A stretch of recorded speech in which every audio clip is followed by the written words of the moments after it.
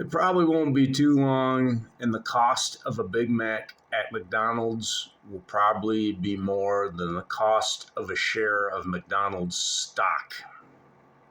It's bound to happen. It's just kind of bound to happen. I think I'm going to stop at McDonald's on my way to the doctor today. My wife informed me recently that the gentleman that filmed the documentary Super Size Me died of cancer. Was McDonald's to blame? Well, eating a month of McDonald's food straight probably did not help his cause and did not do him any favors, but I'm not going to throw McDonald's under the bus, wave my finger, point at them, and accuse them of killing a documentary filmer because he made a dumb choice. I'm going to go to the doctor today and see if they can prescribe me a cure for being an idiot. I don't think they can do that, because if they did, well, then I wouldn't do stupid things. I wouldn't buy stupid things. Idiots kind of make the world go around if you think about it. One of the things that I need to do is somehow combine my cell phone with Ernie and have the Ernie cam. Wouldn't it be so cool?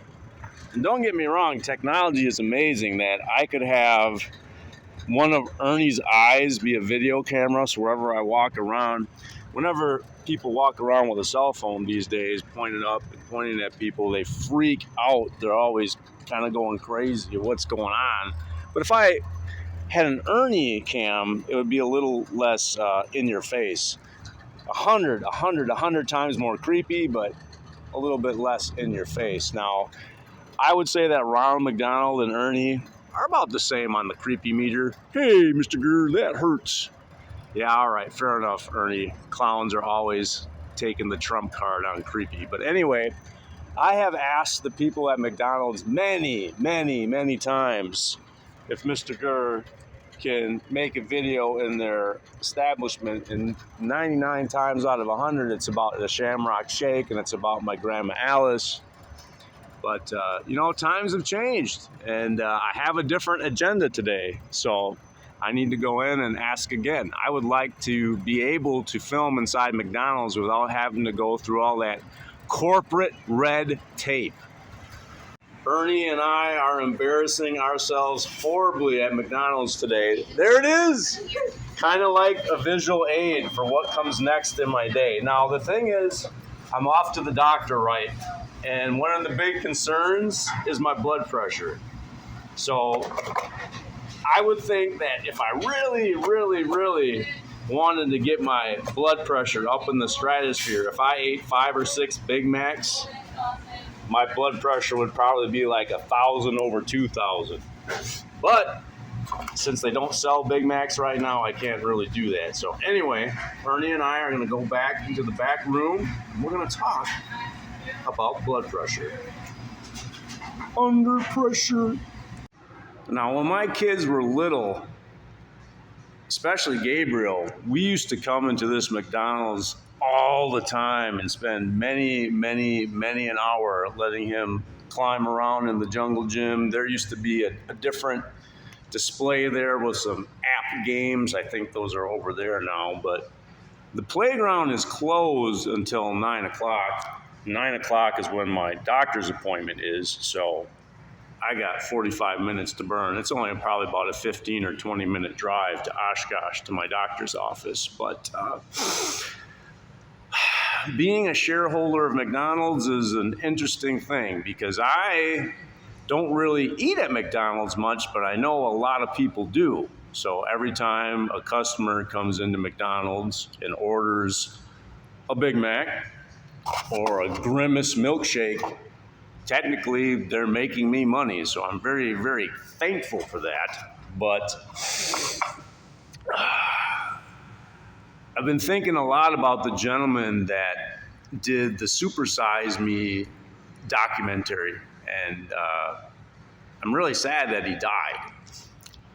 I don't think that the CIA took him out. I don't think that, McDonald's hired a hitman and poisoned him or anything like that. he was trying to do a good thing and just raise awareness and wanting kids to eat healthy. And I guess I got to raise a salute to that, because I have a great ambition to try to make the world a better place for kids everywhere too. So in order to do that, even though maybe I'll be worth more as an artist after I'm dead, I still need to try my best to stay alive, and that includes going to the doctor. If I ate 6 Big Macs right now, I guarantee my blood pressure would be triple what it is right now. So if I really, really, really wanted to get out of working, that might be a clever ploy for me to do. Eat a bunch of Big Macs, have an incredibly high, dangerous blood pressure, and then, hey, I got a doctor's note saying I get some time off. I'm one of the one rare people in the world that want to work. All right, I just had the most important meeting of the day, maybe the most important meeting of the year, the most important meeting ever at Walgreens Pharmacy. I asked him if I could film inside of Walgreens with Ernie the puppet standing in front of the hemorrhoid queen and saying, yeah, Mrgrrr and Ernie both have hemorrhoids. It comes with old age. They don't have a problem with that as long as I'm not being mean or filming other people. But anyway, I talked to some good people, and the name that I need to remember is Mira, M-I-R-A. I don't know how it's spelled, but the thing is, we got to talking about kindness in the line, at the checkout line where I was buying my Reese's peanut butter cups and Kit Kat bar, and she showed me a tattoo, and I'm gonna put that tattoo on the internet, and it's all about being kind. What a wonderful day this is gonna be.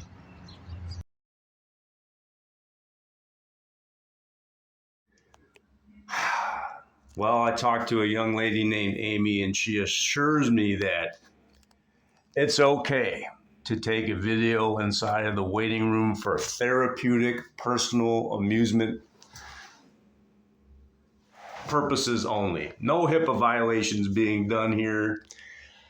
I have what we in the business call white coat syndrome.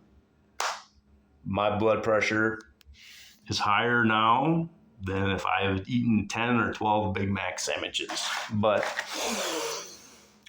Ernie, we're going to get through it together. Having Ernie on my hand lowers my blood pressure. Perhaps I can get a workplace accommodation so that you and I together can make the world better for kids and reduce my blood pressure at the same time. Now that's a win-win-win. There are no coincidences, there are only miracles. Look at that big sign. If you feel today's visit may require a works excuse or return to work slip, please inform nurse or physician of this before leaving the exam room. One of the things, Ernie, that we need to talk about as a team, if you're going to come work at Winnebago Mental Health Institute, is people using FMLA and using work slips. It's kind of reached an epidemic level. And I don't think that has anything to do with Winnebago Mental Health Institute. That just has to do with people that they don't want to work. They'd rather sit home and watch TikTok and eat good food and have memories with their friends and family and spend a lot of time on the cell phone. Ernie, you and I, we need to find a way to fix that. It's not going to be easy. It's going to be a lot of hard work. But the thing is, well, you and I, we got some time on our hands now. So maybe we can think about how do you make people want to work again? That is $1 million question. I just had the interview with the nurse named Becky, and she took my vitals, and they weren't near as bad as I thought. Hey, Mr. Ernie, do you think it's a little pretentious to call myself the Captain America of YSU? Yeah, Mrgrrr, I'm really uncomfortable being filmed right now. All right, Ernie, I respect that. I don't want to do anything that, you know what? I'm just going to turn the camera off.